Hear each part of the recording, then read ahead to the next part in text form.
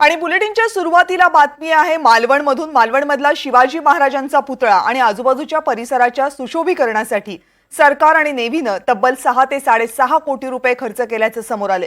मालवणमधल्या छत्रपती शिवाजीराव महाराजांच्या पुतळ्यासाठी किती खर्च आला, कुठल्या गोष्टीसाठी किती पैसे खर्च झाले याची एक्सक्लुझिव्ह माहिती आम्ही तुम्हाला देणार आहोत। पंतप्रधान या कार्यक्रमासाठी आले होते डिसेंबर महिन्यामध्ये, त्यावेळी सुद्धा लाखो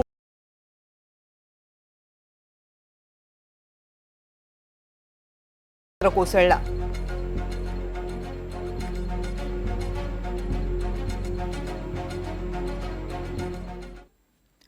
सिंधुदुर्ग जवळच्या राजकोट किल्ल्यावर शिवाजी महाराजांचा जो पुतळा उभा करण्यात आला, तो पुतळा उभा करण्यासाठी, पुतळ्याच्या आजूबाजूला सुशोभीकरण करण्यासाठी, डागडुजी करण्यासाठी, इतर परिसरामध्ये तटबंदी उभारण्यासाठी नेमके किती पैसे खर्च झाले बघूयात।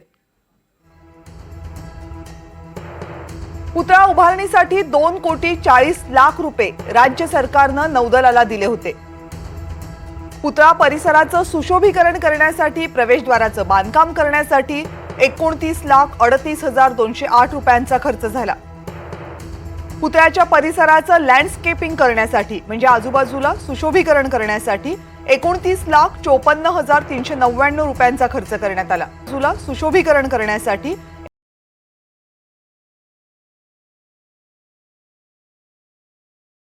29,54,399 रुपयांचा खर्च करण्यात आला। पुतळा परिसरातील कंपाऊंड वॉल बांधण्यासाठी 29,64,000 खर्च करण्यात आले। पुतळा परिसरामध्ये सजावट दिसावी यासाठी बुरुज तयार करण्यात आले। खर्च झाला 29,84,449 रुपयांचा। पुतळा परिसराचं सुशोभीकरण करणं, प्रवेशद्वाराचं बांधकाम करणं यासाठी खर्च झाले 28,38,722 रुपये। मालवण कसाल रस्ता सुधारणा करणं, डांबरीकरण करणं यासाठी खर्च झाला तब्बल 1,48,91,346 रुपयांचा।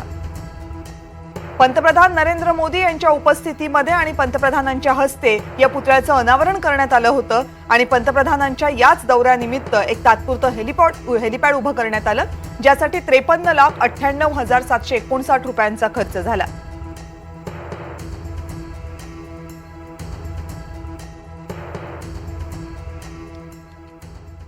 याच संदर्भात अधिक माहिती जाणून घेण्यासाठी थेट मालवणला जाऊयात। माझे सहकारी राहुल कुलकर्णी आज सकाळपासून मालवणमधून रिपोर्टिंग करतायत।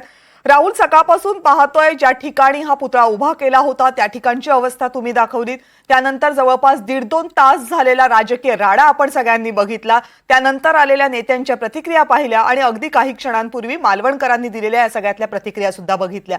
पण या प्रतिक्रियांच्या पलीकडे जाऊन जर आपण या पुतळ्यासाठी जो काही खर्च करण्यात आला होता तो बघितला तर संताप आपल्या सगळ्यांचा आणखी वाढतो। कारण गोरगरिबांनी कष्टाने कमवलेले पैसे जे टॅक्सच्या रूपात आपण सरकारला देतो, त्या पैशांची अशी वाताहत करण्याचा अधिकार सरकारला कुणी दिला, हा प्रश्न मात्र हे आकडे बघून नक्की उभा राहतोय।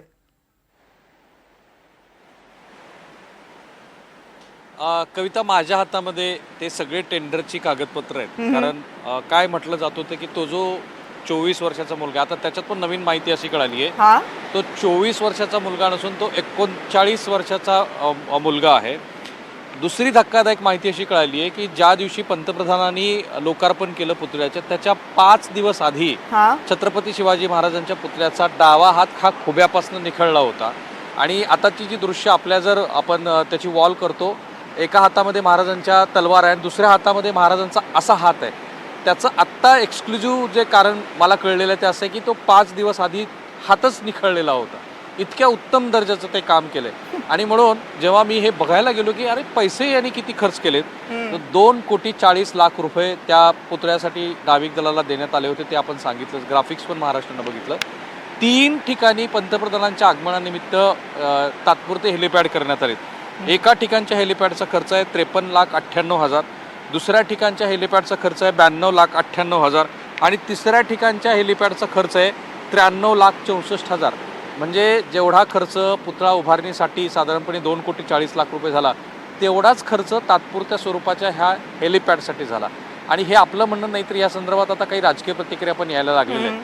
म्हणून 2-3 महत्त्वाचे प्रश्न उपस्थित होतात। एक, जर हात खुब्यापासूनच निखळला होता आणि हे जर 5 दिवस आधी कळलं होतं तर मग का तातडीनं त्याची दखल नाही घेतली. आणि फक्त पुतळाच नाही तर त्याच्या आजूबाजूला जे चिरे उभारलेले आहेत ते सुद्धा ढासळलेले दिसले मला. आणि आपल्या त्या लाईव्ह मध्ये सकाळच्या मी ते दाखवले महाराष्ट्राला. अत्यंत निकृष्ट दर्जाचं ते काम झालेलं आहे असा जो आरोप आहे तो खरा आहे असं दिसतंय. हे टेंडरची कागदपत्र हातात आहेत, त्यातनं दिसतं आहे की फार कमी पैसा खर्च केला वगैरे असं नाही आहे.